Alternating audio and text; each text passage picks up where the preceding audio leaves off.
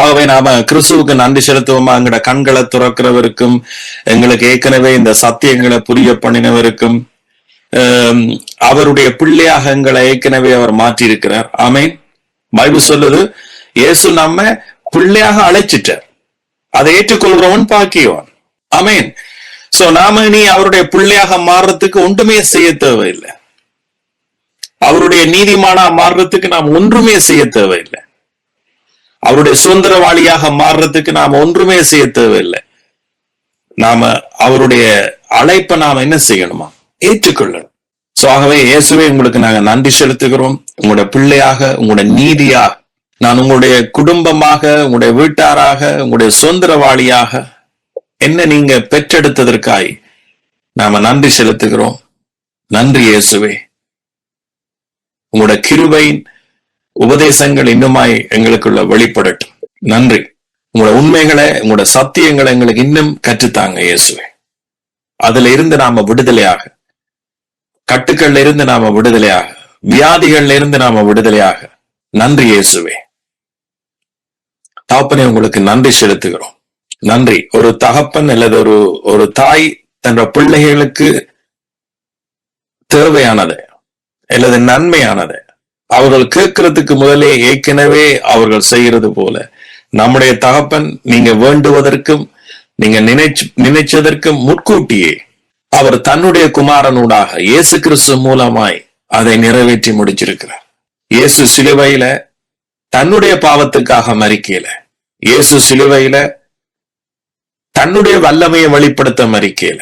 என்னையும் உங்களையும் பிதாவோடு ஒன்று சேர்க்கும்படியா, என்னையும் உங்களையும் அவருடைய ஆசீர்வாதத்துக்குள்ள கொண்டு வரும்படியா, நித்திய ஜீவனை இந்த பூமியில சுதந்திரிக்கும்படியா. நன்றி இயேசுவே. நன்றி. அதான் இயேசு ஒரு ஜெபத்திலேயே சொன்னார், பரலோக ராஜ்யம் வருவதாக. நீங்க ஜெபம் பண்ற விதமாவது பரலோக ராஜ்யம் வருவதாக என்று ஜெபம் பண்ணுங்க. பரலோகத்துக்கு போவேன் ஜெபம் பண்ணாங்க. பரலோக ராஜ்யம் இந்த பூமியில வருவதாக. அவர் மரிக்கிறதுக்கு முதல் தன்னுடைய சொந்த ஜனமாகிய ஜூத மக்களுக்கு அதை கற்றுக் கொடுத்தார். அதுல இருந்தே அவர்கள் புரிஞ்சிருக்கணும், இவர்தான் நாங்கள் எதிர்பார்த்த மேசியாண்டு. ஆனா அவர்கள் அதை புரிஞ்சு கொள்ள. இன்னைக்கு அநேகர் அப்படியாவது நாம பரலோகம் போயிடணும், இயேசு எங்களுக்கு பரலோகம் போறதுக்கு ஒரு வழியை காண்பிச்சிருக்கிறார் என்றுதான் இன்றைக்கு அநேகர் கோட்டை விடுறார்கள். அதனாலதான் எங்களோட வாழ்க்கையில மிகுதியான ஆசீர்வாதம் இல்லாத காரணம். ஆனா ஆண்டவர் சொன்னார், இல்ல, பரலோக ராஜ்யத்தை நான் உங்களுக்குள் கொண்டு வந்தேன் என்று சொன்னார். நன்றி இயேசுவே. தகப்பனே, உங்களுக்கு நன்றி செலுத்துகிறோம். இங்க வந்த ஒவ்வொருவரையும் உங்களுடைய வார்த்தைகளையும் சத்தியங்களையும் கேட்கிறதற்கு எல்லாருடைய காதுகளும் திறக்கப்படட்டும். நன்றி இயேசுவே. மனக்கண்கள் திறக்கப்படட்டும். எல்லா துதி கன மகிமை உங்களொருவருக்கே செலுத்துகிறோம். ஆமென். நன்றி. நான் சொன்னேன் ஆரம்பத்துல, நீங்க அறிய வேண்டிய மிக முக்கியமான சத்தியங்களுக்கு இல்ல, இதுதான் என்ற வீவில ஒரு மிகவும் முக்கியம் வாய்ந்த நம்பர் 1 என்று சொல்லலாம், முதலாவதா நிக்கிறது என்று சொல்லலாம். ஏன்னா நாம அநேகர் நாம எங்க இருந்து விடுதலையாக்கப்பட்டுட்டோம் என்றது இன்றைக்கு அநேகருக்கு தெரியாது. ஆமென். சோ அதனால இந்த அதிகாரத்தையும் இந்த தலையங்கத்தையும் நான் போட்டேன். பாவம் என்றால் என்ன? இன்னைக்கு அநேகருக்கு பாவம் என்றால் என்னன்னு தெரியாது. சோ அடுத்தது நாம எந்த ஆட்சிக்கு கீழே கொண்டு வரப்பட்டிருக்கிறோம் என்கின்றதும் இன்னும் ஆணித்தரமாக அல்லது ஒரு உறுதியான ஒரு சத்தியத்துக்குள்ள இன்னைக்கு நாங்க பல பேர் கடந்து வரையில. சோ அதுக்கு நாம ரோமர் 6 வாசிப்போமா? ரோமர் 6. பாவத்துக்கு மரித்த நாம் இனி அதிலே எப்படி பிழைப்போம்? பாவத்துக்கு மரித்த நாம் இனி அதிலே எப்படி பிழைப்போம்? சோ இந்த ரோமர் 6 உங்களுக்கு ஞாபகம் இருக்கோ தெரியாது, நான் அடிக்கடி முந்தைய சொன்னான். இங்க பாவம் என்று சொல்லப்படுது, பன்மையாக சொல்லப்படல, ஒருமையாக சொல்லப்படுது. பாவம் பாவம் என்று ஒருமையை குறிச்சு, பாவங்கள் என்று சொல்லல, பாவம். அடுத்தது சொல்லப்படுது, பாவத்துக்கு நாம மரிச்சிட்டோம். இறந்த காலமாக பேசப்படுது. பாவத்துக்கு மறிச்சிட்டோம். சோ அப்படியே வாய்ச்சி கொண்டு போகத்தான் நான் போன முறை எடுத்ததை விட இன்னும் மேலான ஒரு புரிந்து கொள்ளுதலை ஆண்டவர் எனக்கு தந்தார். அப்படியே அந்த அதிகாரத்துல பிறகு பாத்தீங்கன்னா 12வது வசனத்தை பாருங்க. ஆகையால் நீங்கள் சரீர இச்சைகளின்படி பாவத்துக்கு கீழ்ப்படியத்தக்கதாக, பாவங்களுக்கு இல்ல, பாவத்துக்கு கீழ்ப்படியத்தக்கதாக சாவுக்கு ஏதுவான உங்கள் சரீரத்தில் பாவம் ஆளாது இருப்பதாக, அல்லது பாவம் ஆட்சி செய்யாம இருப்பதாக. அப்ப இங்க பாவம் என்னவாம்? ஒரு மனுஷனை என்ன செய்தாம்? ஆளுகை, ஆட்சி செய்யுது. அப்பதான் ஆண்டவர் தெளிவாக விளங்கப்படுத்தினார், பாவம் என்கின்றது நம்முடைய செயல்கள் அல்ல இங்க பேசப்படுறது. இது ஒரு நபர், இது முந்தைய சொல்லி இருக்கிறேன், இது ஒரு ஆளுகை, ஒரு அரசனுடைய ஆளுகை. பாவம் என்ன செய்யுதாம்? ஒரு மனுஷனை ஆளுகை செய்யுது. ஆமென். சோ இந்த பாவம் யாரை ஆளுகை செய்யுது? அதாவது இயேசு கிறிஸ்துவை விசுவாசிச்சு அவருக்குள் இளைப்பாராத ஒவ்வொரு மனுஷனையும் உலகத்துல பாவம் ஆளுகை செய்யுது. இந்த பாவம் ஆளுகை செய்யதான் அங்க என்னவாம்? அவனை மரணமும் ஆளுகை செய்யுது. அப்ப பாவம் என்கின்றது இது நம்முடைய செயல்களை குறிச்சு பேசல, மாறாக பாவம் ஒரு அரசனை குறிச்சு அல்லது ஒரு சாத்தானை குறிச்சு அல்லது ஒரு வல்லமையை குறிச்சு பேசப்படுது. அது என்னன்னா, அது பாவ வல்லமை ஆளுகை செய்யுதான். விரும்பியோ விரும்பாமலோ பாவம் ஆளுகை செய்யக்கூடியது. அதனாலதான் பவுல் சொல்லுகிறார் இங்க, அந்த ஆளுகைக்கு நாம் என்ன செய்துட்டோமாம்? மரிச்சிட்டோம். அப்ப பாவம் இனி என்ன செய்யக்கூடாது? விசுவாசிக்கிற எங்களையாம் அவன் ஆளுகை செய்யறதுக்குரிய அந்த ஆளுகைய இயேசு சிலுவையில் என்ன செய்துட்டாராம்? மேற்கொண்டுட்ட. இப்ப நீங்க ரோமர் 5 வாசிக்க இன்னும் உங்களுக்கு இலகுவாக விளங்கும். ரோமர் 5:14.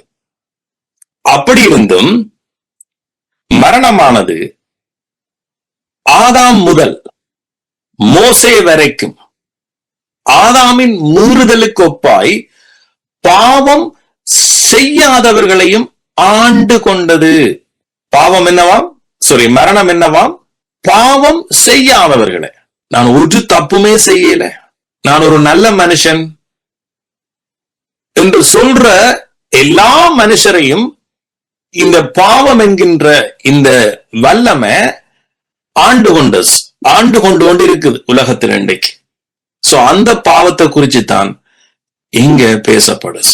அப்ப இதே நான் கிறிஸ்தவர்களாகிய உங்களுக்கு சொல்றேன். இப்பண்டா உங்களுக்குள்ள இந்த சத்தியம் இருக்கணும். பாவத்திலான வந்த மரணம் எங்களை என்ன செய்ய முடியாதாம்? ஆண்டு கொள்ள முடியாது. காரணம், இயேசு அந்த ஆட்சியை சிலுவையில முறியடிச்சிட்டார். விசுவாசிக்கிற எனக்கும் உங்களுக்கு. அப்ப என்ன ஆட்சி நமக்கு இருக்குது? இன்னைக்கு விசுவாசிக்காத ஜனங்களை இயேசுவிடத்துல அவருடைய சத்தியத்தை கேட்டு சத்தியத்துக்கு மனம் திரும்பாத ஜனங்களை, பாவம் செய்யாத ஜனங்களையும் கூட, எந்த தவறும் செய்யாத ஜனங்களையும் கூட பாவம் என்கின்ற அந்த இருள், அந்த சாத்தான் அல்லது அந்த அரசன், தமிழ்ல சொல்லுவார்கள் செங்கோலனோ கொடுங்கோலனோ என்று சொல்லுவாங்க, பிசாச. அந்த மரணம், அந்த இருள் என்ன செய்யுதாம்? ஆளுகை செய்யறதுக்குரிய அதிகாரம் அவனிடத்துல இருக்கு. சோ அதனாலதான் அநேகர் யோசிப்பாங்க, ஏன் நான் எப்படி நல்ல ஒரு மனுஷன், ஆனா ஏன் எனக்கு துன்பம், ஏன் எனக்கு இந்த துயரம், ஏன் என்ற வாழ்க்கையில முன்னேற்றம் இல்லை? சோ இப்படியான பல கேள்விகளுக்கு காரணம் அவர்கள் அல்ல காரணம். இங்க பாருங்க, திரும்ப வாசிக்கிறேன். மரணமானது ஆதாம் முதல் மனுஷன் முதல் மோசே வரைக்கும், ஆதாமின் மீறுதலுக்கு ஒப்பாய். யாற்ற மீறுதலுக்கு ஒப்பாய்? அந்த முதல் மனுஷனுடைய மீறுதலுக்கு ஒப்பாய் பாவம் செய்யாத ஜனங்களையும் இந்த பாவம் என்ன செய்யுதாம்? ஆண்டு கொள்ளுது. இங்க மனுஷர்கள் செய்கிற பாவத்தை குறிச்சு இங்க பேசு. இது ஒரு ஆட்சியை குறிச்சு பேசுது. பிசாசனுடைய ஆட்சியை குறிச்சு பேசுது. பிசாசனுடைய இருளின் அதிகாரத்தை குறிச்சு இங்க பேசுது. ஆனா நானும் நீங்களும் ஆண்டவருக்கு நன்றி செலுத்தணும். இந்த விசுவாசத்துல நீங்க இன்னும் வளரணும். நன்றி சொல்ல வளர்ந்தோண்டே போவீங்க. நாங்க முற்று முழுதாக இந்த ஆளுகையிலிருந்து மீட்கப்பட்டுட்டோம் என்றுதான் பவுல் 6ஆம் அதிகாரத்துல சொல்றார். எப்படி நாம மீட்கப்பட்டோம்? எங்களோட இயல்பு நிலை மாற்றப்பட்டுட்டு. இன்னைக்கு அநேகருக்கு தெரியாது. எங்களோட இயல்பு நிலை, எங்களோட நேச்சர் மாற்றப்பட்டாச்சு சிலுவையில. விசுவாசிக்கிற உங்களுக்கு அது நிஜமாக இருக்குது. அது என்ன என்று சொன்னா, நாம் பாவத்துக்கு மரிச்சு நாம நீதிக்கு உட்படுத்தப்பட்டிருக்கிறோம். நாம இப்ப புது சிருஷ்டி ஆயிருக்கிறோம். எங்களோட உள்ளான மனுஷன் புது சிருஷ்டியாக இருக்கிறது. நாம இப்ப ஆதாமுக்கு இல்ல, நாம இப்ப கிறிஸ்துவுக்குள். நாம இப்ப பாவி அல்ல, நாம இப்ப நீதிமான். சோ இந்த அடிப்படையில தான் பவுல் ரோமர் 6ல சொல்றார், பாவத்துக்கு மரிச்ச நாம். இப்படி ஒரு நபருக்கு கீழே இருந்த நீங்க, பிசாசண்ட பாவமண்ட ஒரு நபருக்கு கீழே இருந்த நீங்க, இப்ப அந்த நபருக்கு என்ன செஞ்சிட்டீங்களாம்? நீங்க மரிச்சிட்டீங்க. பாவம் மரிக்கல, பிசாசு அவருடைய கிரியை இன்னும் இருக்குது. பாவம் மரிக்கல, ஆனா நாங்க அந்த மனுஷனுக்கு மரிச்சிட்டோமா? அப்ப அந்த மனுஷனுக்கு நாங்க மரிச்சு எங்களை காப்பாத்தி இருக்கிறார் இயேசு. அப்ப மரிச்சதோட எங்களை விட்டாரா? இல்ல, எங்களை மரிச்சு கிறிஸ்துவோட மரிச்சு எங்களை கிறிஸ்துவோட உயிர்த்தலை பண்ணிருக்கிறார். அப்ப உயிர்த்தலை பண்ணினபடியா நாம் பாவத்துக்கு கீழே அல்ல, பாவத்தினுடைய ஆட்சிக்கு கீழே நாங்க இல்ல. அப்ப நாம இன்னொருவருடைய ஆட்சிக்கு வந்துட்டோம். நாங்க மறுபடி ஜெனிப்பிக்கப்பட்டபடியா, உயிர்த்தெழுந்தபடியா இயேசு கிறிஸ்து கிருபையின் ஆட்சிக்கு கீழே நாம் கொண்டு வரப்பட்டுட்டோம். இத நீங்க உள்வாங்கினாத்தான் எங்களோட ஆட்சி முறை மாறும். என்னடா, எங்கட அடையாளத்தை முதலாவது நாம புரிஞ்சு கொள்ளாம எங்கட செயல்கள் மாறாஸ். இன்னைக்கு அநேகர் நம்முடைய செயல்களை மாற்றி, பாவ செயல்களை மாற்றி பிசாசோட யுத்தம் பண்ண பாக்குறார். இதுல மிகவும் முக்கியமா ஈடுபடுறது யார் சொல்லுங்க? கிறிஸ்தவர்கள். கிறிஸ்தவர்களுடைய போதனை எப்படி இருக்கு தெரியுமா?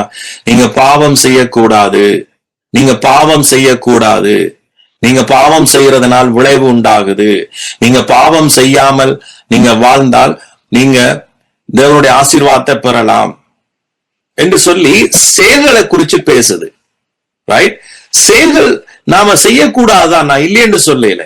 செயல்கள் செய்யக்கூடாது, நான் இல்லையென்று சொல்லல. ஆனா பிசாசனுடைய தந்திரம் எங்களை இன்னும் பாவியாகவே வச்சிருக்குது. ஆனா இங்க நாங்க வேற விட்டுட்டோம், நம்முடைய அஸ்திவாரத்தை விட்டுட்டோம். அநேக கிறிஸ்தவர்கள் அஸ்திவாரத்தை விட்டுட்டார்கள். நீங்க பாவத்தை நீங்க மேற்கொள்ள முடியாது. பைபிள் சொல்லுது, இயேசு ஏற்கனவே மேற்கொண்டுட்டார். இயேசுவே, நீங்க அந்த உபதேசத்தை நீங்க என்ன செய்யணும்? ஏற்றுக்கொண்டு நீங்க முற்றுமுழுதாக ஒரே அடியில நீங்க என்ன செய்யணும்? சாத்தானை முழுவதாக நீங்க ஜெயிக்கணும். சோ இன்னைக்கு கிறிஸ்தவ உபதேசம் எப்படி போகுதாண்டா, நீங்க பாவத்தை தவிக்கிறதுனால நீங்க பாவத்தை மேற்கொள்ளுங்கன்னு சொல்லப்படுது. ஆனா இயேசு கிறிஸ்து அப்படி சொல்ல. இயேசு கிறிஸ்து டோட்டலாகவே என்ன சொல்றாருன்னு சொன்னா, ரெண்டையும் நான் மேற்கொண்டுட்டேன் சிலுவையில. பாவத்தினுடைய ஆட்சியையும் நான் முறியடிச்சிட்டேன், மனுஷர் விடுற தப்பிதங்கள் பாவங்களையும் நான் ஒரே பலியினால என்றென்றைக்கும் நான் அவைகளை என்ன செய்துட்டேன்? மன்னிச்சிட்டேன். சோ அதனால நான் இனி உங்கள் பாவங்களை நினைப்பதில்லை என்று சொல்கிறேன். அப்ப ரெண்டு விதமான இந்த சாத்தானுடைய செயல்களையும் இயேசு சிலுவையில முறியடிச்சிட்டார். சோ ரோமர் 6ல சொல்லப்பட்ட பாவம் இது, இதனுடைய ஆட்சி இனி நமக்கு இல்லையா? விசுவாசிக்கிற நீங்க ஆமேன்னு சொல்லி இந்த நினைவுல நீங்க வாழ்ந்தோண்டே இருக்கணும். ரைட். ரெண்டாவது, நாங்க விடுற தவறுகளையும் இயேசு சிலுவையில அவருடைய ரத்த சிந்துதலினால அவருடைய புதிய உடன்படிக்கை சொல்லுது, நான் இனி உங்கள் பாவங்களை நினைப்பதில்லை. அப்ப 2 விதமான பாவங்களும் மன்னிக்கப்பட்டிருக்கு. பாவத்தினுடைய வல்லமை, பாவத்தினுடைய அதிகாரம், அவனுடைய ஆட்சி எல்லாமே சிலுவையில் என்ன செய்யப்பட்டிருக்கான்? முறியடிக்கப்பட்டிருக்கு. சோ அதனாலதான் பவுல் சொல்றார், இனி எப்படி அதால பிழைப்பீங்க நீங்க?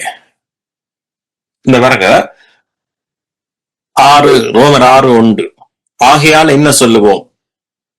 கிருபை பெருகும்படிக்கு பாவத்திலே நிலை நிக்கலாமா என்று சொல்லுவோமே, கூடாதே. இப்ப இன்னைக்கு அநேகர் பாவத்தில நிலை நிற்கிறார். இப்ப நிலை நிக்கிறேன்னு சொன்னா என்ன? இங்க பாவம் செய்யலாம் செய்யக்கூடாத கதையே இல்லை. இது செயல்களை குறிச்சு பேசப்படல. இது உங்களுடைய ஸ்டேட்டஸ், அதாவது உங்களுடைய இடத்தை குறிச்சு பேசுறார். இன்னைக்கு ஆண்டவர் சொல்றார், ஒரு உதாரணத்துக்கு, உங்களை எல்லாரையும் நான் இந்த, அதாவது இப்படி சொல்லுவோமே, நரகத்திலிருந்து நான் உங்களை என்ன செய்துட்டேன்? பரலோகம் என்ற இடத்துக்கு கொண்டே விட்டுட்டேன். உயிரோடு இருக்கைக்கே அவர் சொல்றார், உங்களை நரகத்திலிருந்து நான் பரலோகம் என்ற ஒரு தேசத்தை கொண்டே விட்டுட்டேன். நரகம் என்ற ஒரு தேசத்திலிருந்து பரலோகம் என்ற ஒரு தேசத்துல நான் கொண்டே உங்களை விட்டுட்டேன். சோ இது உண்மையான சத்தியம். ஆனா நாங்கள் என்ன செய்யல? அதை ஏற்றுக்கொள்ளல. சோ அதைத்தான் இங்கே பவுல் சொல்லுறார், இப்படி நடந்திருக்க நீங்கள் இன்னும் நரகத்திலே நிலை நிக்கலாமா? இன்னும் நீங்க அந்த தேசத்துலதான் இருக்கிறது போல உங்களோட நினைவுகளையும் உங்களோட விசுவாசங்களையும் உங்களோட வாழ்க்கை முறையையும் நீங்க அமைக்கலாமா? கூடாதே. ஏன் அதுல நிலை நிக்கிறீங்க? ஏன் உங்களோட மனம் இன்னும் அதுல நிலை நிக்குது? இங்க மனத்தை குறிச்சு பேசுற, எங்களோட இருப்பிடத்தை குறிச்சு பேசல, எங்களோட செயல்களை குறிச்சு பேசல, எங்களோட மனநிலையை சொல்ற. சோ அப்ப அதான் சொல்ற, நீங்க பாவத்துக்கு மரிச்சிட்டீங்களே, அதுக்கு மரிச்சிட்டீங்களே, அப்புறம் ஏன் நீங்க அதுல நிலை நிக்கிறீங்க என்று சொல்ற. சோ அப்ப நீங்க டோட்டலாகவே இன்னொரு இடத்துக்கு நீங்க கடத்தப்பட்டுட்டீங்க. அந்த ஆளுகைக்குள்ள நீங்க இல்ல. சோ பிசாசு உங்களை நீங்க ஆளுகை செய்ய முடியாது. உங்களோட செயல்களாலே அல்ல, உங்களோட செயல்கள் அல்ல, உங்களோட செயல்கள் இதுக்கு காரணம் அல்ல. உங்களோட விசுவாசத்தை நீங்க சரியாக வச்சிருந்தா பிசாசு, பாவம், மரணம் உங்களை என்ன செய்ய முடியாதாம்? ஆளுகை செய்ய முடியாது. சோ இதைத்தான் பவுல் தன்னுடைய பிள்ளைகளுக்கு, தேவன் தன்னுடைய பிள்ளைகளுக்கு டீச் பண்றார். நீங்க பிசாசுக்கு நீ என்ன செய்யக்கூடாதாம்? இடம் கொடுக்க கூடாது. ஆமீன். நீங்க வடிவாக ஆழமாக இந்த அதிகாரத்தை நீங்க படிச்சு பாத்தீங்கன்னா உங்களுக்கு புரியும். நீங்க பாவத்துக்கு மரிச்சிட்டீங்க, அந்த ஆளுகைக்கு நீங்க மரிச்சிட்டீங்க. யார் மரிக்க பண்ணினது? இயேசு உங்களை மரிக்க பண்ணிருக்கிற. நீங்க பேசணும், நீங்க விசுவாசிக்கணும். 14வது வசனம், ரோமர் 5:17, அல்லாமலும் ஒருவனுடைய மீறுதலினாலே, ஒரு மனுஷனுடைய மீறுதலினாலே, அந்த ஒருவன் மூலமாய் மரணம் ஆண்டு கொண்டிருக்கு. பாருங்க, இங்கேயும் ஆளுகையை குறிச்சு பேசப்படுது. அப்ப சிந்திச்சு பாருங்க, இந்த பாவம் மரணம் என்றது இது நம்முடைய செயல்கள் அல்ல. நாம் ஒன்றை செய்யறதுக்கு முதலே ஆளுகை செய்யணும் இருக்கு ஒரு மனுஷனை.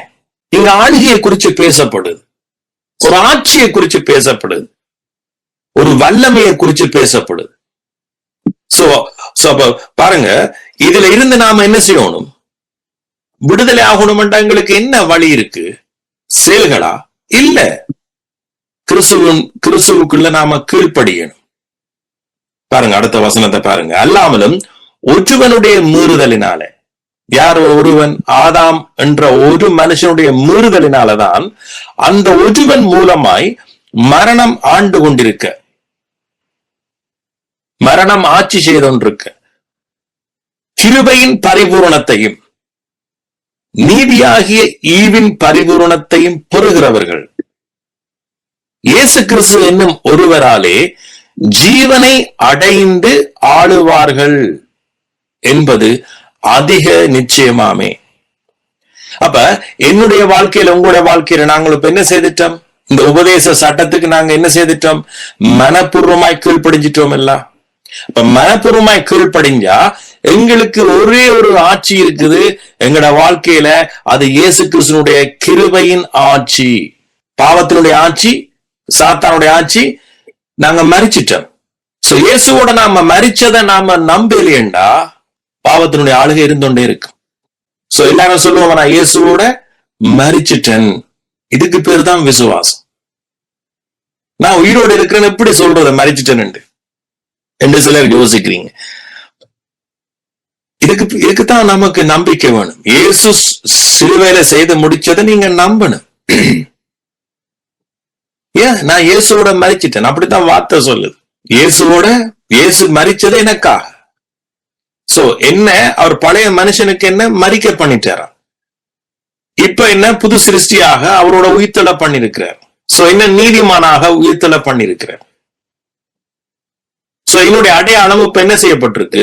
கிறிஸ்துவோட சேர்ந்து இந்த அடையாளம் மாற்றப்பட்டிருக்கு. நான் இப்ப பாவி அல்ல, பைபிள் சொல்லுது. நான் இப்ப நீதிமான். நான் இப்ப பிசாசின் பிள்ளை அல்ல, நான் இயேசுவின் பிள்ளை. நான் இருளின் பிள்ளை அல்ல, நான் நீதியின் பிள்ளை, வெளிச்சத்தின் பிள்ளை. நான் சாபத்தின் பிள்ளை அல்ல, நான் ஆசீர்வாதத்தின் பிள்ளை. நான் நியாயப்பிரமாணத்துக்கு கீழ்பட்டவன் அல்ல, நான் கிருபைக்கு கீழ்பட்டவன். நான் சட்டத்திட்டங்களுக்கு கீழ்பட்டவன் அல்ல, நான் அன்புக்கு கீழ்பட்டவன். சோ இத நீங்க ஏற்றுக்கொள்ளாம உங்களோட வாழ்க்கையில எந்த விதமான ஆசீர்வாதமும் பெற போறதில்லை. எந்த விதமான ஆசீர்வாதம்னா நீங்க தப்பா நினைக்க கூடாது. உலகத்திலேயும் ஆசீர்வாதமா இருக்கிறார்கள், இல்லைன்னு நான் சொல்லல. இப்ப நாம என்ன செய்யறோம்? ஆசீர்வாதம் என்று சொன்ன உடனே நாம பணம், பொருள், அதுலதான் உடனே மக்களோட மைண்ட்ல வருது. உலகத்துல எல்லாரும் பணத்தோட இருக்கிறாங்க, வீட்டோட இருக்கிறாங்க, அதுகளோட இருக்கிறாங்க, இதுகளோட இருக்கிறாங்கன்னு நாம என்ன செய்யறோம்? ஆசீர்வாதம் என்று சொன்னாலே நாம அங்கதான் நாம மையப்படுத்துறோம். அதல்ல ஆசீர்வாதம். அந்த ஆசீர்வாதங்கள், நான் சொல்ற ஆசீர்வாதங்களோட சேர்ந்ததுண்டு, அதை பிரிக்க முடியாது. ஆனா இன்னைக்கு அநேகருடைய ஆத்மா ஆசீர்வதிக்கப்படல. அநேகருடைய ஆத்மாவுக்கு ஒரு நிம்மதி இல்லை, சமாதானம் இல்லை, சந்தோஷம் இல்லை, ஒரு நம்பிக்கை இல்லை, ஒரு விடுதலை இல்லை, ஒரு இளைப்பாறுதல் இல்லை. சோ இது எல்லா ஆசீர்வாதங்களும் தேவனால மட்டும்தான் வரும். இன்னைக்கு ஒரு ஆத்மாக்கு இளைப்பாறுதல் இல்லாதபடியால்தான் அந்த ஆத்மா அலைகிறது. அந்த ஆத்மா எப்படி நான் கடவுளை திருப்திப்படுத்த முடியும், எப்படி நான் கடவுளிடத்துல நான் நீதிமானாக முடியும், எப்படி நான் இந்த பாவத்திலிருந்து விடுதலையாக முடியும், எப்படி நான் இந்த வியாதியிலிருந்து விடுதலையாக முடியும், எப்படி நான் இந்த பண கஷ்டத்திலிருந்து விடுதலையாக முடியும் என்று சொல்லி பல விதமான சோதனைகள், பாரங்களோட இன்னைக்கு ஆத்மா என்ன செய்யுது? கட்டோடு இருக்கு. ஆனா தேவனுடைய ஆசீர்வாதம் என்றது முதலாவது எங்க ஆத்மாவுக்கு என்ன செய்யும்? இளைப்பாறுதல் கிடைக்கும். இன்னைக்கு ஆத்மாவில தான் அநேருக்கு தெரியாது பாரம், ஸ்ட்ரெஸ், அதாவது மன அழுத்தம் என்றது ஆத்மாவில தான் இருக்கிறது. அதனால்தான் இயேசு சொன்னார், வருத்தப்பட்டு பாரம் சுமக்கிறவர்களே நீங்க எல்லாரும் சேர்ச்சுக்கு வாங்கன்னு சொல்லேன். வருத்தப்பட்டு பாரம் சுமக்கிறவர்களே எல்லாரும் சேர்ச்சுக்கு ஓடுங்க, சேர்ச்சில போனீங்கண்டா உங்களுக்கு போதகர் மாதிரி நல்ல இளைப்பாறுதல் தருவார்கள் என்று சொல்லல இயேசு. வருத்தப்பட்டு பாரம் சுமக்கிறவனே நீ என்னிடத்துல வா, நீ என்னட்ட வா, என்ற உபதேசத்தை கேள், என்ற கிருபையின் உபதேசத்தை கேள், அப்பொழுது உங்கள் ஆத்துமாக்களுக்கு இளைப்பாறுதல் கிடைக்கும். ஆனா இன்றைக்கு பிசாசுடைய தந்திரம் என்ன செய்யுதுண்டா, இயேசுதான் நீங்க வாங்கோ, இயேசுதான் இங்க வாங்கோ, இயேசுதான் நாங்க பிரசங்கிக்கிறோம், இயேசுதான் இங்க இருக்கிறார், அவர்தான் இருக்கிறார்டா. ஆனா ஆத்மா மேல முழு பாரம். ஒரு ஆத்மா பாரத்தோட தான் போகும், ஆனா அந்த ஆத்மா பாரத்துக்கு மேல பாரத்தை சுமக்கும். இயேசு உன்னை ஏற்றுக்கொண்டுட்டார், ஆனா நீ இயேசுவுக்காக நீ என்ன செய்ய போறாய்? இயேசு உன்னை ஆசீர்வதிச்சிட்டாரப்பா, இனி நீ இயேசுவுக்காக என்ன செய்ய போறாய் என்று சொல்லி முதல் இருந்ததை விட பெரிய மூட்டையை நாம் என்ன செய்திருவோம்? விசுவாசிட்டு ஏத்தி விட்டுருவோம். சோ அந்த மூட்டையின் பேர்களை சொல்லாமா? பல பேர் நான் சொல்லுவேன், ஜெபம் என்கின்ற ஒரு மூட்டை, துதி என்கின்ற ஒரு மூட்டை, ஊழியம் என்கின்ற ஒரு மூட்டை, சபைக்கு தவறா போறன்ற மூட்டை, உபவாசம் என்கின்ற மூட்டை, கர்த்தருக்கு கொடுக்கணும் என்ற மூட்டை, இப்படியாக அநேக மூட்டைகளை நாம் என்ன செய்து விட்டுருவோம், சுமந்துருவோம். டோட்டலி சத்தியம் மாத்தப்பட்டாச்சு. ஆனா ஆண்டவர் சொல்றேன், நோ நோ நோ நோ, நீ என்னிடத்துல வா. நீ சும்மா கண்ட இடத்துல போனா உனக்கு கிடைப்பாறுதல் கிடைக்காது. நீ என்னிடத்துல வா, என்னுடைய உபதேசத்தை கேள், நான் உனக்கு உன் ஆத்துமாவுக்கு இளைப்பாறுதல் தருவேன். சோ அந்த ஆத்துமா இயேசுவின் அன்பால, இயேசுவின் கிருபையால முதலாவது என்ன செய்யணும், இளைப்பாறணும். அந்த இளைப்பாறன ஆத்துமாவுக்கு யாரும் சொல்ல தேவையில்லை ஜெபம் பண்ணு, யாரும் சொல்ல தேவையில்லை நீ உவாசி உண்டு, யாரும் சொல்ல தேவையில்லை கர்த்தருக்கு கொடு, யாரும் சொல்ல தேவையில்லை நீ ஊழியம் செய்யண்டு. அந்த ஆத்துமா தேவனுடைய அன்பையும் தேவனுடைய கிருபையும் சுமக்கிற ஆத்துமா. அந்த ஆத்துமாக்கு தெரியும் என் அப்பா என்னோட எவ்வளவு அன்பா இருக்கிறார். அந்த ஆத்துமாக்கு தெரியும் என் அப்பா சிலுவையில என்னுடைய வியாதிய சிலுவையில சுமந்துட்டாரு. அந்த ஆத்துமாக்கு தெரியும் என் அப்பா ஒரே பலியினால என்னை என்றென்றைக்கும் பூர்ணப்படுத்திட்டாருன்னா அந்த ஆத்துமாக்கு தெரியும். அந்த ஆத்துமா தனியே இருக்கல, அந்த ஆத்துமா சிருஷ்டியரோடே இருக்கிறது. அந்த ஆத்துமா தனியா அவர் விடையில தன்னோட சேர்த்து வச்சிருக்கிறாருன்னு தான் பைபிள் சொல்லுது. அதனாலதான் இயேசு சொன்னார், இப்ப ஞாபகம் இருக்கு அவங்களுக்கு, ஒருவனும் அவனுக்கு போதிக்க வேண்டியது இல்லை என்றார். நீங்களே அடிக்கடி கேட்ட வசனம் எபிரேயர் 8 எபிரேயர் 10ஆம் அதிகாரத்தில் இருக்கு. நான் அவருடைய அக்கிரமங்களையும் அவருடைய பாவங்களையும் மன்னிச்சு அவைகளை நினையாதிருப்பேன் என்று சொல்லிப்பட்டு சொல்றார். ஒருவனும் அவனுக்கு போதிக்க வேண்டியதில்லை. காரணம், அவன் தன்னுடைய சிருஷ்டியர் தாப்பனோட அவன் ஒன்றாக இணைஞ்சிருக்கிறான். எதை கண்டும் பயப்பட மாட்டான். அவனோட வாழ்க்கையில பிரச்சனை வராதுன்னு நான் சொல்லல, அவனோட வாழ்க்கையில சில தீமையான செய்திகள் தன் காதுக்கு வராதுன்னு சொல்லல. ஆனா அவன் முதலாவது என்ன செய்வான், அவன் இளைப்பாறுவான். வியாதியும் பிரச்சனையும் அதுக்கு உயிர் இல்லை, உயிரை கொடுக்கிறது நாங்க தான், உயிரை கொடுக்கிறது நாங்க. யாருக்கு உயிர் இல்லைன்னு சொல்றேன்னா, இப்படி நான் சொல்ற என்ன போல நீங்க விசுவாசிக்கிற உங்களுக்கு அது உயிர் இல்லை என்று முதலாவது உங்களோட மனசுல வரணும். உங்களுக்குள்ள ஆவியான இருந்தா வெறும். சோ அதனால நான் எல்லாருமே எடுத்த வீச்சுக்கு நீங்க சோப்படுவீங்க என்று சொல்லல. உங்களுக்குள்ள நீங்க உங்களோட விசுவாசத்தை நம்பிக்கையை மாற்றினாத்தானே உங்களுக்கு வெற்றி கிடைக்கும். சோ அதுக்காகத்தான் நான் பேசிக் கொண்டிருக்கேன். சோ அப்ப எங்களோட ப்ராப்ளம் வந்து எங்கன்னு சொன்னா எங்களோட ஆத்துமாலதான் இருக்கு. எங்களோட ஆத்துமாலதான் ப்ராப்ளம். அதான் பவுல் சொல்லுகிறார், சாரி ஜோவானுக்கு எழுதின நிறுவனம், ஜோவான் சொல்றேன், பிரியமானவனே அல்லது பிரியமானவளே, உன் ஆத்துமா வாழ்கிறது போல். உங்களுடைய ஆத்துமா வந்து கிறிஸ்துவனுடைய வார்த்தையினால நிரம்பி முழு சந்தோஷத்துல வாழணும். சந்தோஷம் எப்ப வரும்? நீங்க சத்தியத்தை அறிஞ்சாத்தான் வரும். நீங்க யார் என்கின்ற உண்மையை அறிஞ்சாத்தானே வரும். நீங்க எவ்வளவு தூரம் நீங்க ஆழமாக இயேசு கிறிஸ்துவால் உங்களோட தகப்பனால் நீங்க நேசிக்கப்பட்டிருக்கிறீங்க, எவ்வளவு தூரம் நீங்க நீதிமான் ஆக்கப்பட்டிருக்கிறீங்க, எவ்வளவு தூரம் நீங்க நீதிமான் ஆட்சிதான் உங்களோட வாழ்க்கையில நடக்கின்றது. நீங்க பாவத்தினுடைய ஆட்சியில இருந்து மறிச்சிட்டீங்க.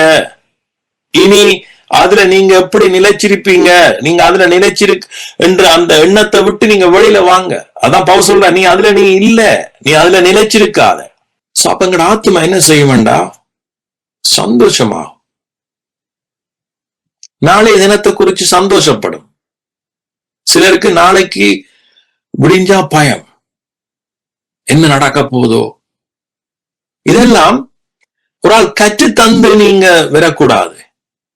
உங்களை அறியாம உங்களுக்குள்ள ஒரு ஜீவன் ஓடணும். உங்களை அறியாம உங்களுக்குள்ள ஒரு ஜீவன் ஓடணும். சோ அதுக்காகத்தான் நான் பிரசங்கிக்கிறேன். நீங்க பெற்றுக்கொள்ளுங்க, நீங்க பெற்றுக்கொள்ளுங்க. ஏன்னா நீங்க அதுக்குத்தான் அழைக்கப்பட்டீங்கன்னு தான் பைபிள் சொல்லுது. பாருங்க, ஆபிரகாம அவர் அழைச்சிட்டு என்ன சொன்னார், நீ எனக்குள்ள கஷ்டப்படுவாய், அல்லது நீதான் எனக்குள்ள கஷ்டப்பட்டு எனக்குள்ள நிலைச்சிருக்கணும், அல்லது நீ என்னிடத்துல வந்து நீ ஒவ்வொன்றுக்காகவும் என்னிடத்துல நீ விண்ணப்பம் பண்ணி கொண்டே இருக்கணும். நீ எனக்காக ஊழியம் செய்யணும், நீ எனக்காக பாடுபடணும், கஷ்டப்படணும் என்று ஆபிரகாமை அழைச்சார் ஆண்டவர். ஆண்டவர் சொன்னார், நான் உன்னை பெரிய ஜாதியாக்கி நான் உன் பேரை பெருமைப்படுத்தி உன்னை நான் ஆசீர்வதிப்பேன், நீ பலருக்கு ஆசீர்வாதமாய் இருப்பாய். மொத்தத்துல கடவுள் நமக்கு ஊழியம் செய்யறார். இதுதான் நம்முடைய அழைப்பு. அதனாலதான் பைபிள் தெளிவா சொல்லுது, ஆபிரகாமுக்கு உண்டான ஆசீர்வாதம் கிறிஸ்து இயேசுவின் மூலமாய்த்தான் நமக்கு வருது. கிறிஸ்து இயேசுவின் மூலமாய். அப்ப கிறிஸ்து நமக்கு நிறைவேற்றி இருக்கிறார் பாருங்க. இப்ப நாம பாவத்தின் ஆளுகைக்கு கீழே இல்ல, அந்த ஆட்சிக்கு கீழே இல்ல, அந்த ஒரு வல்லமைக்கு கீழே நாம இனி இல்ல. சோ அதனாலதான் பைபிள் சொல்லுது, மரணம் உன்னை என்ன செய்யாதான்.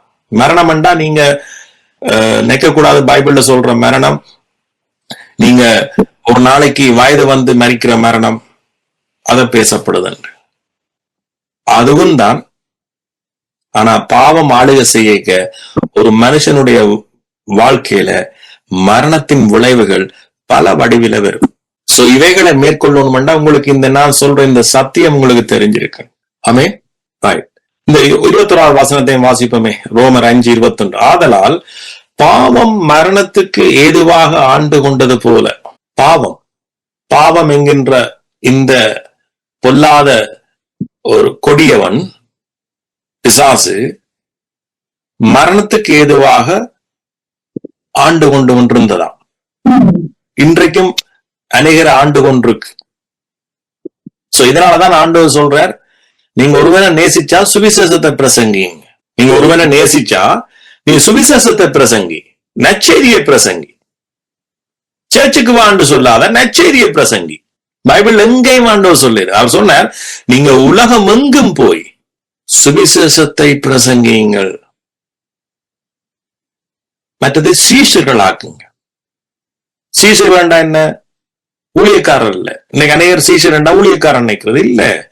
நீங்க எங்கேயும் போய் நீங்க தட்டி பாருங்க. சீஷர்கள் என்று சொன்னா கற்றுக்கொள்றவர். ஏன் சொன்னாரு, என்னை பின்பற்றி என் உபதேசத்தை கற்றுக்கொள்ளுங்க. அவன் தான் சீஷன். பாருங்க, யோசிச்சு பாருங்க. அப்ப இல்ல ஊழியக்காரன்டா, அப்ப ஆண்டவர் என்ன செய்யறார்? உலகத்துல போய் எல்லாரையும் ஊழியர்களாக்குங்கண்டா சொல்றாரு. இல்ல, ஊழியர்களாக ஆண்டவரங்கள் ஆக்க தேவையில்லை. நாம கற்றுக்கொண்டா நாமளாவே இயேசுன்ற சுவிசேஷத்தை நாங்க என்ன செய்வோம்? பிரசங்கிப்போம். அதனாலதான் ஆண்டவர் சொன்னார், நீங்க சீஷர்களாக்குங்க. அவங்க கற்றுக்கொள்ளட்டும், என் உபதேசத்தை கற்றுக்கொள்ளட்டும், என்னை அவர்கள் பின்பற்றட்டும். ஒரு ஆடு மேய்ப்பனை என்ன செய்யுது? பின்பற்றுது. அவர் நல்ல மேய்ப்பனா இருக்கிறார், எங்களை புல்லுள்ள இடங்கள்ல நடத்துறார். சோ அவர் எங்களை பாதுகாக்கிறார். சகல விதமான பாதுகாப்பும் அவரிடத்துல இருக்கு. சோ அதனாலதான் அவர் சொல்றார், நீ என்ன பின்பற்று, கற்றுக்கொள், என் உபதேசத்தை கற்றுக்கொள், அந்த உபதேசத்துக்கு நீ கீழ்ப்படி. அப்பொழுது நீ உன் வீட்டாரும் என்ன செய்வீங்க? ரட்சிக்கப்படுவீங்க, ஆசீர்வாதமா இருப்பீங்க. சோ அதனால் பாவம் இது உங்களோட பாவம் அல்ல, நீங்க விட்ட தவறு இல்ல. சோ இது உலகத்தில் இருக்கிற இந்த பாவம் மரணத்துக்கு ஏதுவாக ஆண்டு கொண்டது போல கிருபையானது நம்முடைய கர்த்தராகிய இயேசு கிறிஸ்துவின் மூலமாய் நீதியினாலே நித்திய ஜீவனுக்கு ஏதுவாக ஆண்டு கொள்ளுது. பாருங்க, கிருபை நம்முடைய கர்த்தராகிய இயேசு கிறிஸ்துவின் மூலமாய் நீதியினால நித்திய ஜீவனுக்கு ஏதுவாக ஆண்டு கொள்ளுது. எங்கே ஆண்டு கொள்ளுது? பரலோகத்துல போயா? இல்ல, இந்த பூமியில இன்றைக்கு எங்கட விசுவாசிகளுக்கு என்ன ஆண்டு கொள்ளுதான்? கிருபை ஆட்சி செய்து இருக்கு. இந்த கிருபை ஏன் இன்றைக்கு மக்களுடைய விசுவாசியோட வாழ்க்கையில ஆட்சி செய்யறேன்டா, அவர்கள் கிருபைய தங்களோட கிரியையினால பெற முயற்சிக்கிற பிசாசு இன்றைக்கு அநேகரை சேர்ச்சில வச்சு நீங்க கிரியையினால பெறக்கூடிய வழிமுறையை கற்றுத்தரு. அதனால நீங்க உண்மையான கிறிஸ்துவனுடைய நீதியை பெற முடியாம அநேகர் தவிக்கிறார்கள். நீதியினால் வருகிற ஆசீர்வாதங்களை, கிருபையின் நீதியினால் வருகிற ஆசீர்வாதங்களை நாம இலவசமாய் பெற்றுக்கொள்ள முடியாம அந்த நீதியை எங்களோட வாழ்க்கையில ஆளுகை செய்ய நாம விடுறோம் இல்ல. காரணம், மனுஷன் கிருபைய கிரியைகளினால், தங்களுடைய கிரியைகளினால் பெற முயற்சிக்கிறபடியால். இன்னைக்கு ஒரு ஆளை நீங்க கேட்டீங்கன்னா அவருக்கு உள்ள என்ன இருக்குன்றது வெளியில வரும். உதாரணத்துக்கு ஒரு ஆளை கேட்டீங்கன்னா, நீங்க ஏன் பிரதர், ஏன் சிஸ்டர் நீங்க தவறாம சேர்ச்சுக்கு போய் நீங்க கிறிஸ்துவ ஆராதிக்கிறீங்கன்னு கேட்டா நீங்க என்ன பதில் வருதுன்னு பாத்தீங்கன்னா 100% பதில், நாங்க அவரை ஆராதிக்க வேண்டும், அவரை தேடினாத்தான் அவர் எங்களை தேடுவார், அவரிடத்துல போனாத்தான் அவர் எங்களை நேசிப்பார். இந்த மறுமொழிதான் வரும். இவர்கள் தேவனுடைய கிருபையையும் அவருடைய ஈவுகளையும் தங்களுடைய கிரியைகளினால பெறுகிற ஜனங்கள். இவர்கள் இன்றைக்கும் அவருடைய வாழ்க்கையில நீதியின் ஆளுகை இருக்காசு. மாறாக ஒருவன் சொல்லுவானா இருந்தா, எஸ், நான் இந்த தகப்பனிடத்துல சண்டே மட்டும் இல்ல, நான் நித்தமும் அவரை ஆராதிக்கிறேன், நான் மிகவும் அதிகமா நான் இயேசுவை நேசிக்கிறேன். காரணம் பிரதர், அவர் ஏற்கனவே என்ன தன்னுடைய குமாரன் மூலமாய் என்ன நேசிச்சு என்னை ஆசீர்வதிச்சு என்னோட எப்பவும் அன்பாகவே இருக்கிறார். சோ அதனால நான் செய்கிறேன் என்று சொன்னா நீங்க சரியான ட்ராக், நீங்க சரியான பாதையில அவருடைய கிருபையின் வழியில நீங்க நடக்கிறீங்க. இப்படிப்பட்ட ஆக்கள் இதோட நீதி ஆளுங்க அவங்ககிட்ட இருக்கு. சொராட்ட போய் நீங்க ஏன் நீங்க தசமாவும் கொடுக்குறீங்கன்னு கேட்டா, நாம கொடுக்கணும் கட்டாயம். ஆண்டவர் கட்டாயமாக ஒன்றை நமக்கு சொல்லல, இத செய்யணும், செய்யலேண்டா தலையை அறுத்து போடுவன், காலை வெட்டி போடுவன்.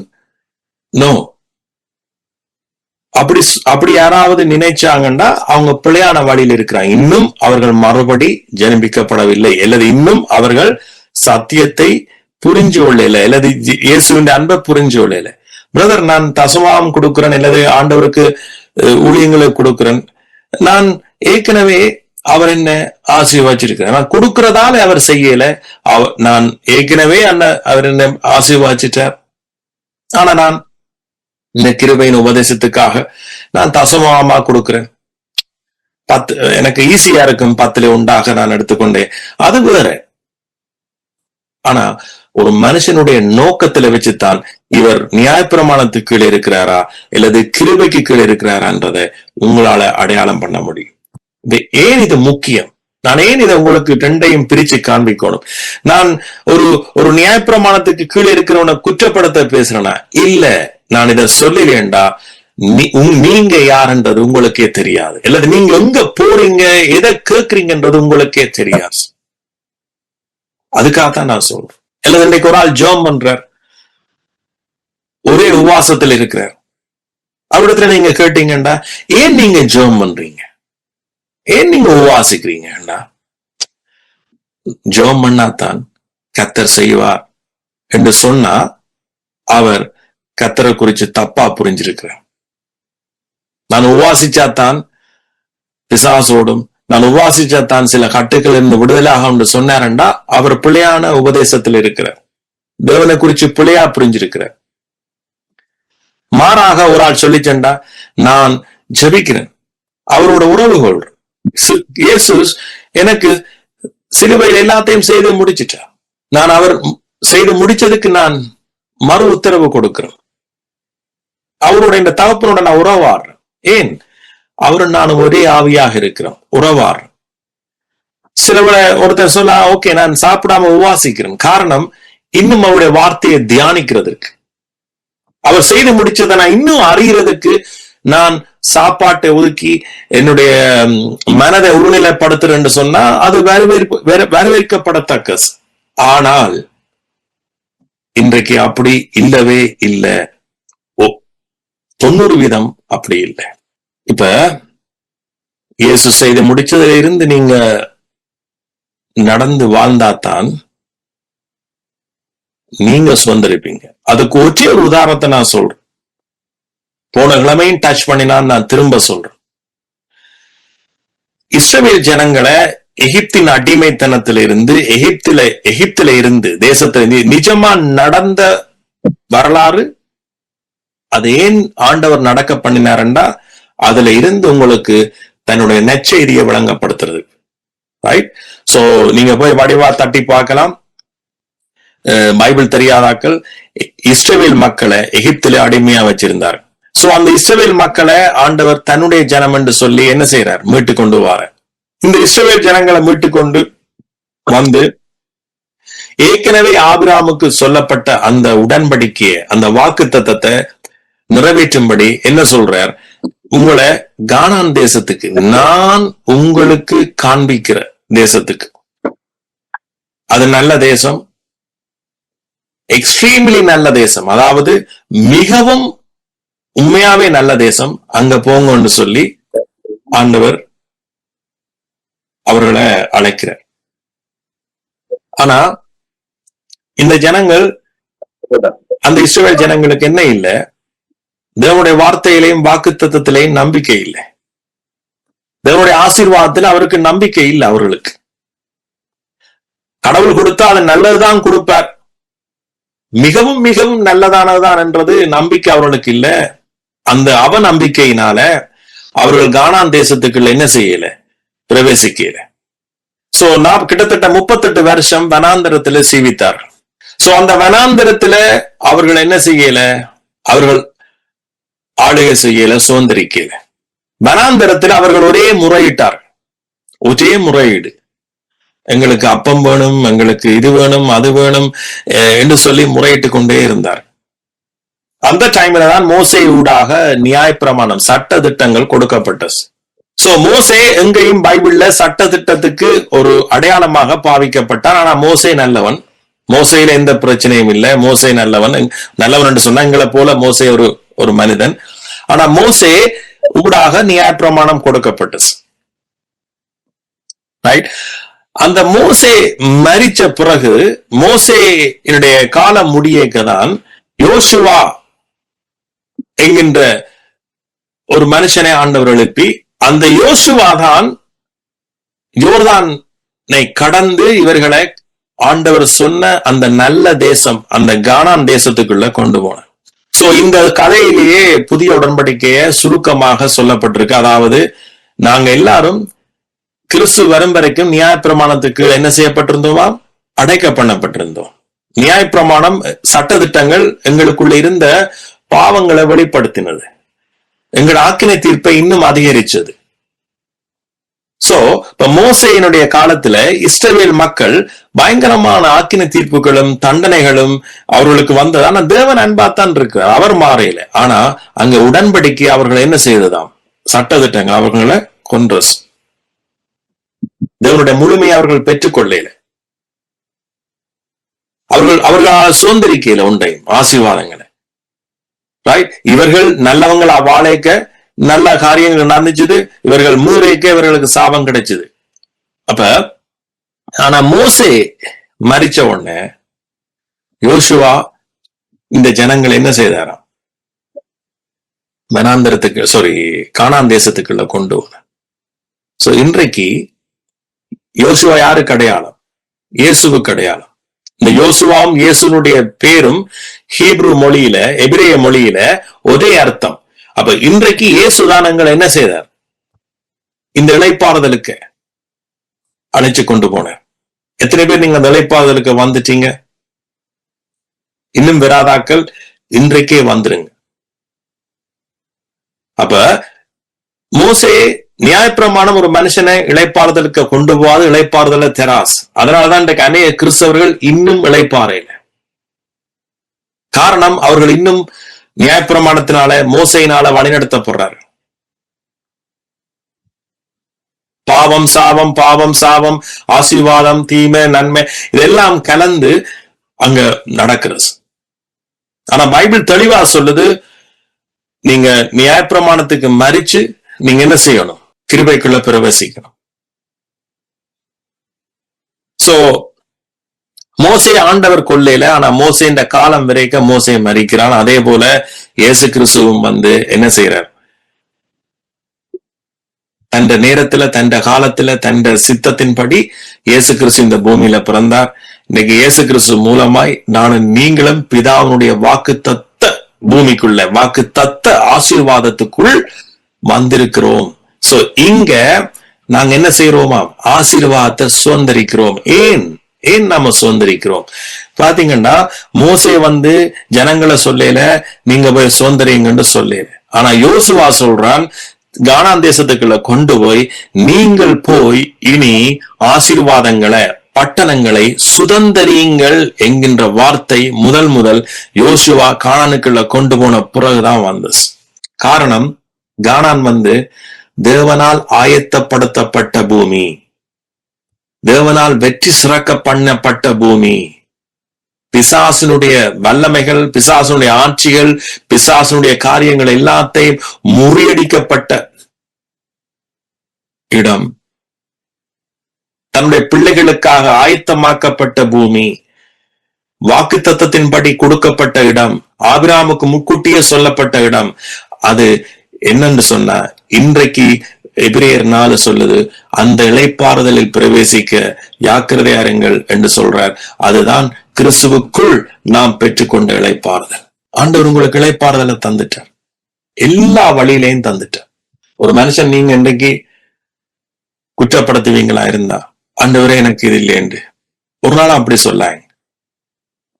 உங்களோட நிலைமை இன்றைக்கு அப்படி இருக்கலாம். ஆனா நீங்க அந்த நிலைமையை பார்த்து நீங்க ஒரு நாளும் தாப்பனோட பேசக்கூடாது. இப்ப உங்களுக்கு வியாதி இருக்கலாம், அல்லது இப்ப உங்களுக்கு பல தேவைகள் இருக்கலாம்.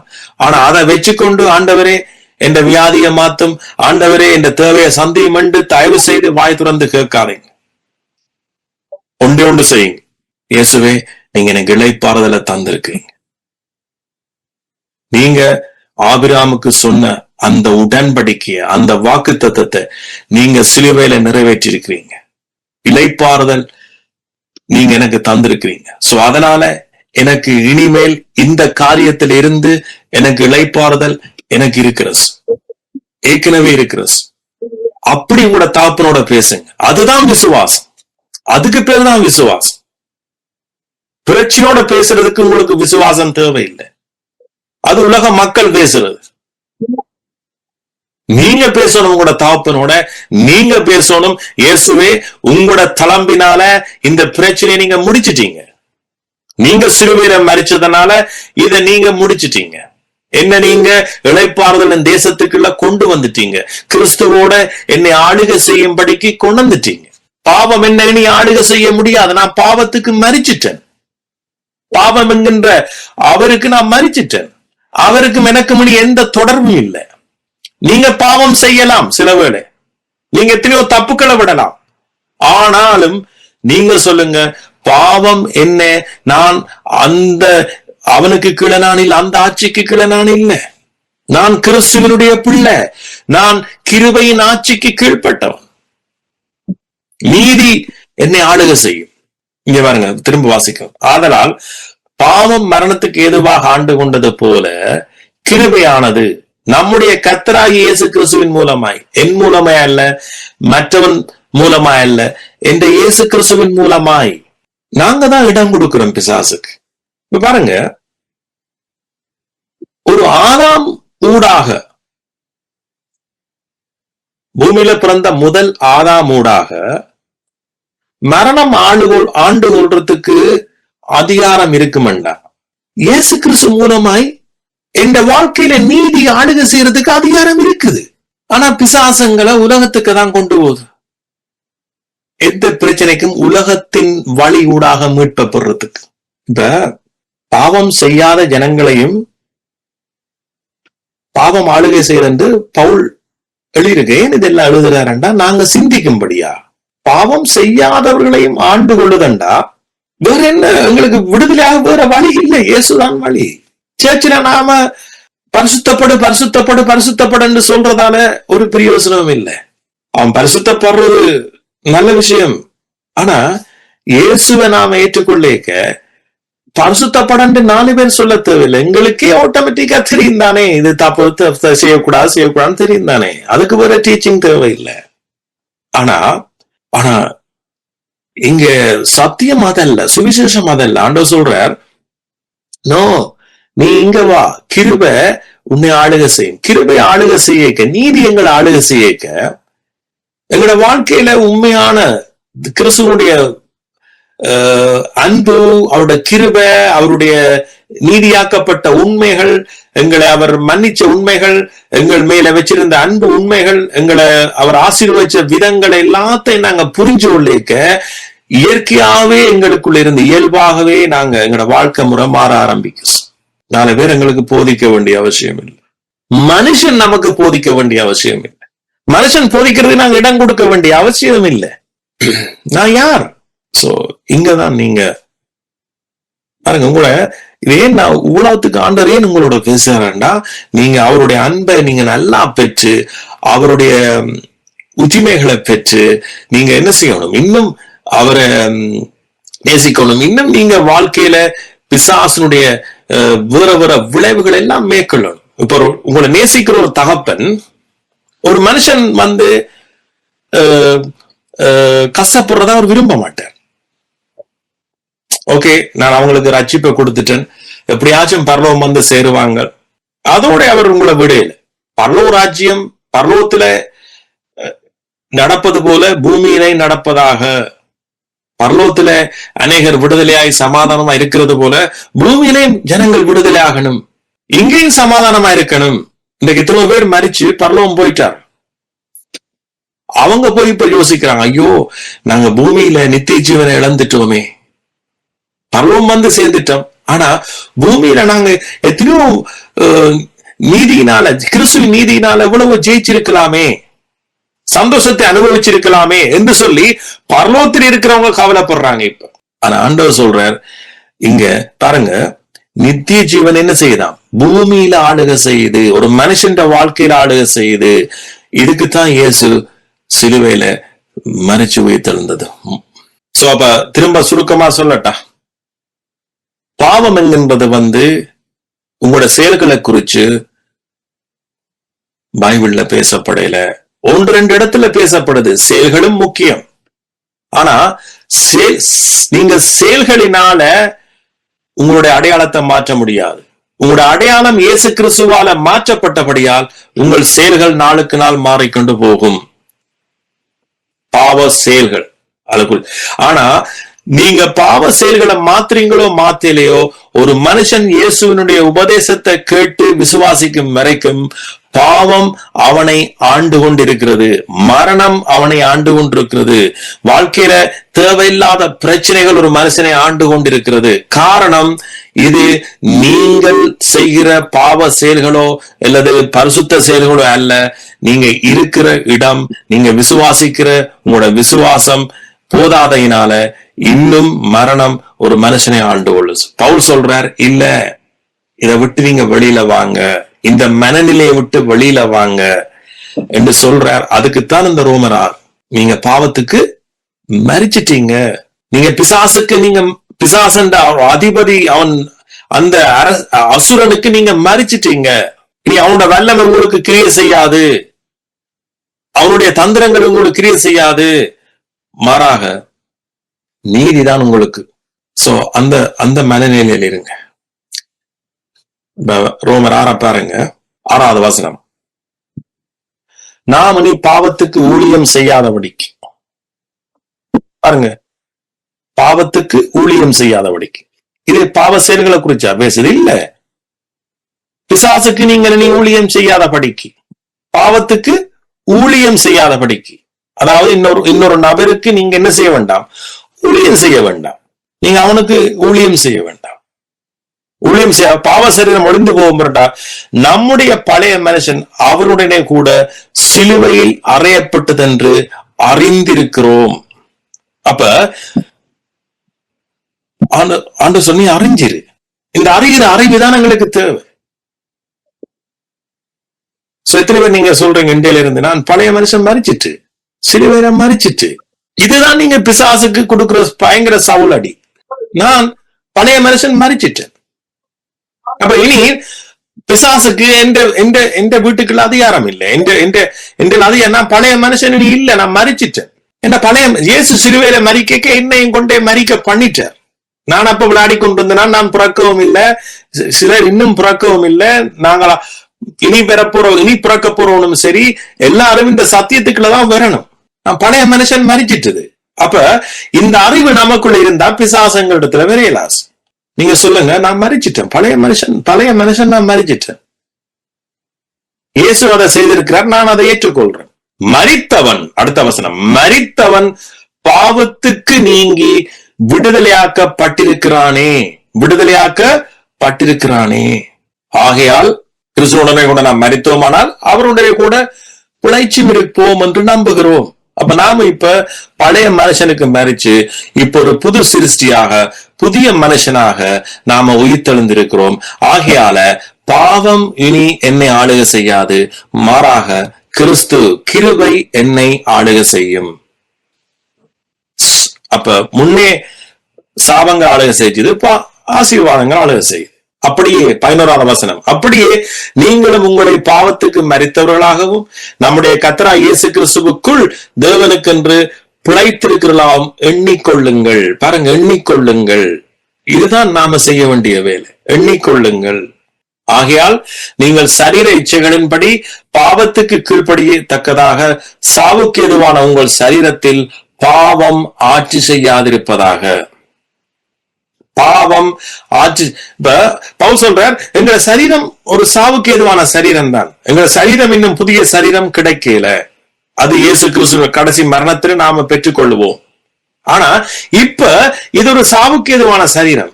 இந்த சரீரத்திலேயே பவுல் சொல்றார், பாவம் என்கின்ற அந்த உபதேசம் உன்னை ஆளுகை செய்யக்கூடாது, விட்டுறாத.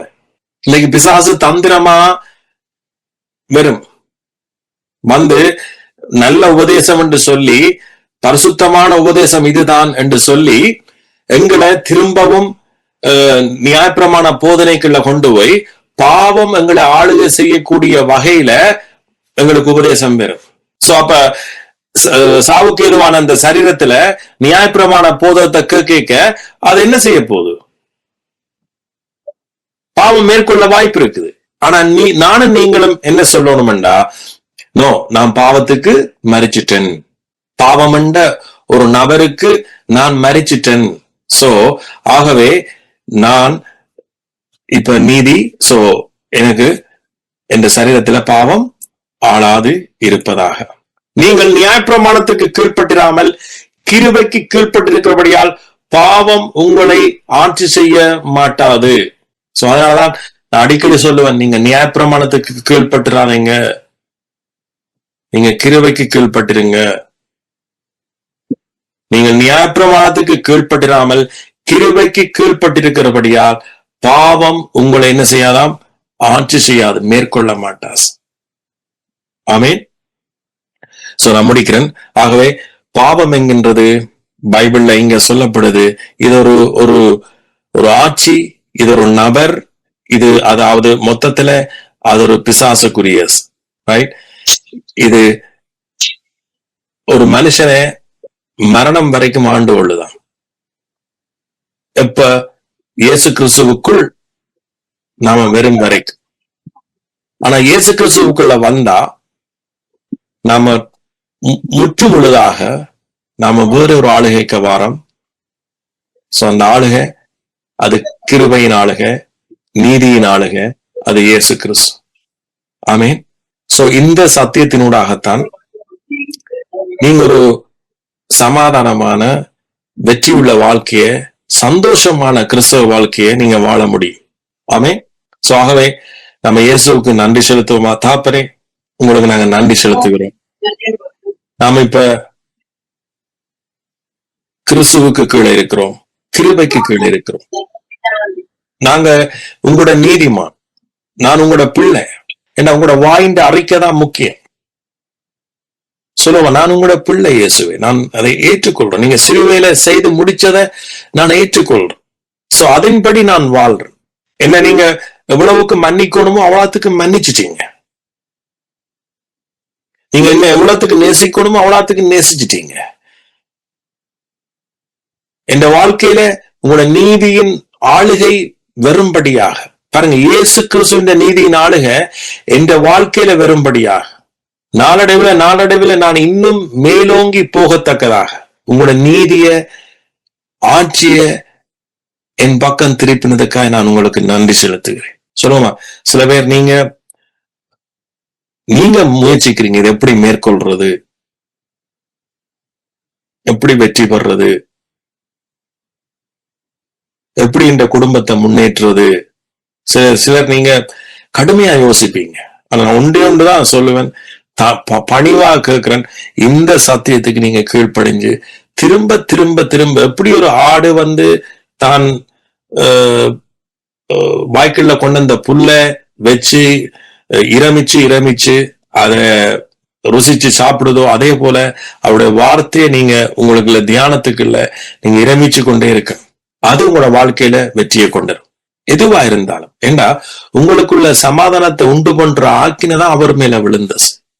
சோ எந்த சூழ்நிலையிலும் எந்த காரியத்துல இருந்தும் இயேசு உங்களோட வாழ்க்கையில சமாதானத்தை அவர் சிலுவையில செய்து முடிச்சிட்டார். சமாதானத்தை, உங்களுக்கு சமாதானத்தை உண்டு பண்ணுகிற ஆக்கின இயேசு கிறிஸ்து மேலதான் விழுந்தது, உங்கள் மேல விளையல. சோ அப்ப உங்களுக்கு சமாதானத்தை உண்டு பண்ணுற ஆக்கின சிலுவையில நடந்து முடிஞ்சு. அப்ப அந்த உண்மையில இருந்துதான் உங்களை விசுவாசம் ஆரம்பிக்கணும். எஸ் இயேசுவே, இந்த வியாதியால இந்த குடும்பத்துல சமாதானமே இல்லாம போயிட்டு, இல்ல இந்த பிரச்சனையால இந்த குடும்பத்துல சமாதானமே இல்லை. முதலாவது இயேசு தண்ட குடும்பத்தை காட்டினார் பாருங்க. இன்னைக்கு நாம எல்லாம் கடவுளால் அவருடைய சாயல்ல படைக்கப்பட்ட நாங்க கடவுளை பிரிஞ்சு வாழ்ந்தோம். இன்றைக்கு இயேசு தன்னுடைய அர்ப்பணிப்பினால எங்களை தன்னுடைய குடும்பத்தோட முதலாவது இணைச்சார். இந்த சத்தியம் சரியாக விளங்கி கொண்ட குடும்பம் ஒரு நாளும் உடையாது. சோ அதனாலதான் இன்றைக்கு நீங்க பாத்தீங்கன்னா சில கிறிஸ்தவர்களுடைய குடும்பங்களும் உடையறதுக்காரன் அவங்க இன்னும் பிரமாண போதனைக்கு இருக்கிறாங்க. ஆனா இயேசு தண்ட குடும்பத்தை முதலாவது தண்ட தகப்பன் வீட்டுல எங்களை கொண்டே விட்டிருக்கிறார். ஆமீன். சோ அவர் எங்களை நீதிமானாக்கி தண்ட ஆளுகையின் பிள்ளைகளாக எங்களை மாற்றி அமைச்சு எங்களை அவருக்குள் புது சிருஷ்டியாக, நீதிமானாக, பரிசுத்தவான்களாக, ஆசீர்வதிக்கப்பட்டவர்களாக, நேசிக்கப்பட்டவர்களாக எங்களை அவருடைய குடும்பத்துல ஒன்றாக்கி இருக்கிறார். இந்த சத்தியத்துல வளர்ற எல்லா குடும்பமும் செல்வ செழிப்பாக, செல்வ செழிப்புன்றதை விட ஆத்மா செழிப்பாக, மற்றவித சகல செழிப்புகளோட நீங்க வாழுவீங்க. ஆமென். தகப்பன் இல்லாத ஒரு வசனமே இருக்கு, தகப்பனுடைய புத்தி இல்லாத வீடு உண்டோ, அல்லது தகப்பன் இல்லாத குடும்பம் சீர்கட்டு போம்னு சொல்வார்களே, அது தனியே அவர் ஒரு குடும்பத்துக்கு பேசல, அவர் தன்னை குறிச்சு பேசுற. தகப்பனுடைய வீட்டுக்கு திரும்பாத எந்த ஆத்மாவும் அது சரியாக வாழாது. அதாவது பரலோக தகப்பனை பிரிஞ்சு வாழ்ற எந்த ஒரு ஆத்மாவும் எந்த ஒரு குடும்பமும் சரியாக இருக்காது. அப்ப பரலோக தகப்பன் எங்களை என்ன செய்திருக்கிறாராம், தன்னுடைய குமாரன் மூலமாக எங்களை இணைச்சிருக்கிறார். அதை நாம ஏற்றுக்கொள்றது மட்டும்தான் நமக்கு தேவை. ஆமென். இதெல்லாம் இயேசு கிறிஸ்து மூலமாய் நடந்து முடிஞ்சது. அதற்காக இயேசுவே உங்களுக்கு நாங்க நன்றி செலுத்துகிறோம்.